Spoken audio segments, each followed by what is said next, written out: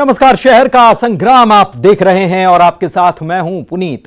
चलिए खबरों की करते हैं शुरुआत। तो न्यूज 18 से आज एक्सक्लूसिव बातचीत मुख्यमंत्री शिवराज सिंह चौहान ने की है और कहा है कि प्रदेश में हर गरीब को राशन दिया जा रहा है। कोई गरीब मध्य प्रदेश की धरती पर बिना मकान के नहीं रहेगा, यह भी उन्होंने दावा किया। उन्होंने यह भी कहा कि हम गांव में भी रहने वालों को मकान देंगे, उनका जीवन स्तर सुधारेंगे। सरकारी जमीन पर अवैध कब्जा करने वालों पर कार्रवाई की जाएगी। उन्होंने कहा कि हमारे बेटा बेटी पढ़ाई कर पाएं, इसकी समुचित व्यवस्था की गई है। पहले की कमलनाथ सरकार ने संबल योजना को बंद कर दिया था और यह पाप का काम कांग्रेस ने किया था।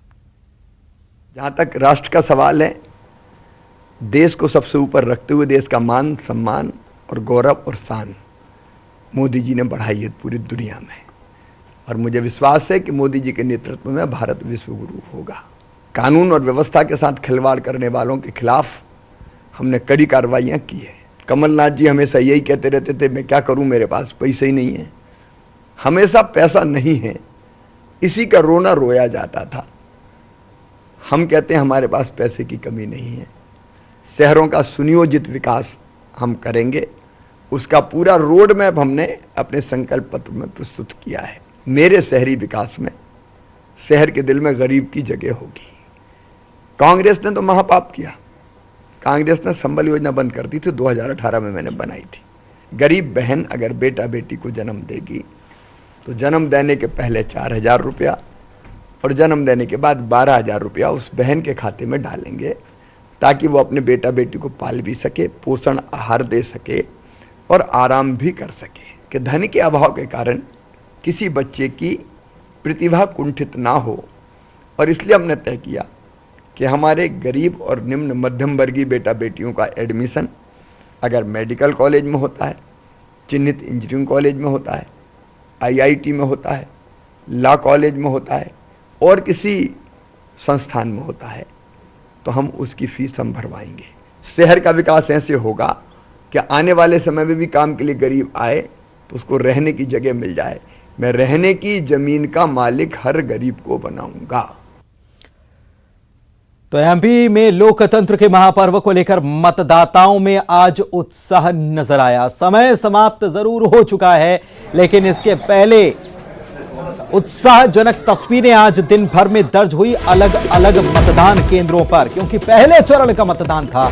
133 निकायों में मतदान था और अलग अलग जगहों से मतदान प्रतिशत की अच्छी खबरें भी आई हैं।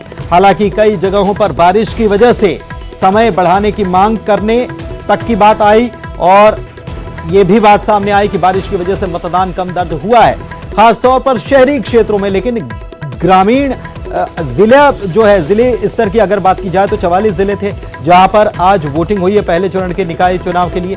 और जो ग्रामीण क्षेत्रों या नगर पालिकाओं से, नगर परिषदों से जो खबर आई है, वोटिंग परसेंटेज वहां तो बढ़ा हुआ निकलकर सामने आया है।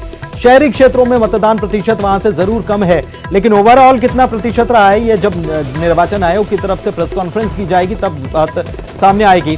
लेकिन ये 4 तस्वीरें, पहले चरण का उत्साह कितना था। मतदान करने के लिए बुजुर्ग पहुंचे अपने बच्चों के साथ।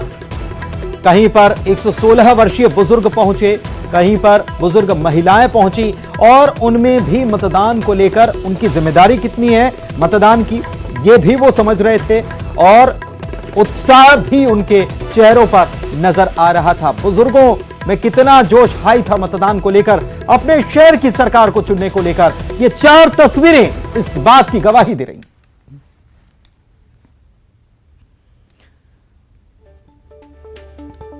और एमपी में निकाय के इलेक्शन में सबकी भागीदारी नजर आई। पहले हमने बुजुर्गों की तस्वीर दिखाई, अब देखिए नए जोड़ों की तस्वीर, क्योंकि अभी देव सोए नहीं हैं, लिहाजा मुहूर्त तो चल रहे हैं, बारातें निकल रही हैं भारी बारिश में और मतदान भी चल रहा है।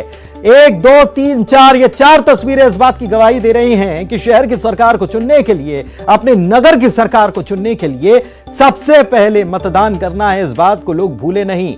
दूल्हे भी पहुंचे, दुल्हने भी पहुंची और मतदान किया, अपनी जिम्मेदारी को निभाया। ये 4 तस्वीरें इस बात की गवाही दे रही हैं। पहले चरण का मतदान समाप्त जरूर हो गया, लेकिन ये अच्छी तस्वीरें इस पहले चरण के मतदान में कैमरे में कैद हुई। दिखा रहे हैं आपको कि 11 नगर निगम के महापौर के साथ ही 133 निकायों में वोटिंग हुई और उत्साह भी चरम पर नजर आया।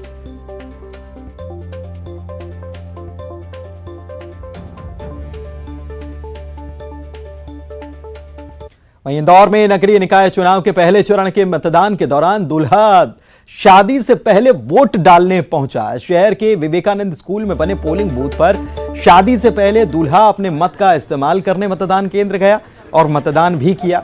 दूल्हे ने मतदान केंद्र से ही दुल्हनिया को फोन भी लगाया और इसकी जानकारी भी दी कि मैंने अपना एक फर्ज निभा दिया। वोट की ताकत जानते हैं, इसलिए दूल्हे राजा भी वोट डालने यहाँ पर पहुंचे हुए हैं। जी बताइए, आज आपकी शादी, आप वोट डालने पहुंचे हैं? सर कितनी बाबा तुम हाँ, वोट डालना जरूरी है लोकतंत्र के लिए। तो आपकी जो होने वाली दुल्हनी है उनको भी आपने कहा है वोट डालने? बोला है, फोन लगाया, फोन उठाने नहीं लगता, वो भी कहीं ना कहीं व्यस्त होगी, फिर लगा के बोलता हूँ वोट डालने जाना जरूरी है, वोट डालना। तो आप शादी से पहले वोट डालने आए हैं? हाँ, शादी से पहले, कल बारात लेके जाऊँगा। क्या कहना चाहेंगे लोगों से? वोट डालो और क्या। तो ये दूल्हे राजा है, इन्होंने यहाँ पर अपना वोट डाल दिया और काफी खुश हैं और कह रहे हैं अपनी दुल्हनिया को भी बोलेंगे कि सबसे पहले वोट डाल के उसके बाद ही शादी करेंगे। न्यूज़ 18 इंदौर। तो खुशी देखते ही बन रही है शादी के साथ साथ मतदान जो किया है। मंदसौर में पुलिस ने फर्जी वोटिंग करने की कोशिश करते 5 महिलाओं को हिरासत में लिया है। यह महिलाएं बुर्का पहनकर वार्ड नंबर 24 में फर्जी मतदान करने के लिए आई थी। इनके साथ ही जाहिद नाम का हिस्ट्री शीटर बदमाश भी मौजूद था। पुलिस ने इन सबको हिरासत में ले लिया है और इन महिलाओं से पूछताछ भी की जा रही है। मंदसौर नगरपालिका के वार्ड क्रमांक 24 में फर्जी मतदान का मामला सामने आया है। यहां पर महिलाएं नकाब पहन कर के अवैध रूप से वोटिंग करने आई थी और इन्हें भी कोई एक जिला बदर आरोपी जो है वो वोटिंग कराने लाया था। पुलिस ने उन्हें पकड़ लिया है। हमारे साथ यहाँ के एसडीओ भी मौजूद है, नरेंद्र सोलंकी जी। सर, किस तरह से फर्जी वोटिंग की जा रही थी और किस तरह से पकड़ा आपने? हमारी सेक्टर मोबाइल यहाँ पे चल रही थी तो ये सूचना मिली थी कि यहाँ पे कुछ महिलाएं जो जाके वोटिंग कर रही थी, दूसरे लोगों ने उसमें आपत्ति ली थी। हालांकि उनकी अभी तस्दीक की जा रही है, उनको थाने ले जाया गया महिला बल के द्वारा और ये तस्दीक की जा रही है कि उनका मतलब मतदान यहाँ पे आता है कि नहीं। दूसरा इस संबंध में एक वो यहाँ का जो हिस्ट्री सीटर है उस पर रासुका की कार्रवाई की गई है। वो बदमाश जाहिद उर्फ जुम्मा यहाँ पर थोड़ा उत्पाद मचा रहा था तो उसको भी कोतवाली ले जाया गया, उस पर वैधानिक कार्रवाई की जाएगी। मतदान शांतिपूर्ण ढंग से संपन्न हो, इसके पूरी तरह से पुलिस और प्रशासन चाक चौबंद है। नरेंद्र धनोतिया, न्यूज़ 18 मंदसौर।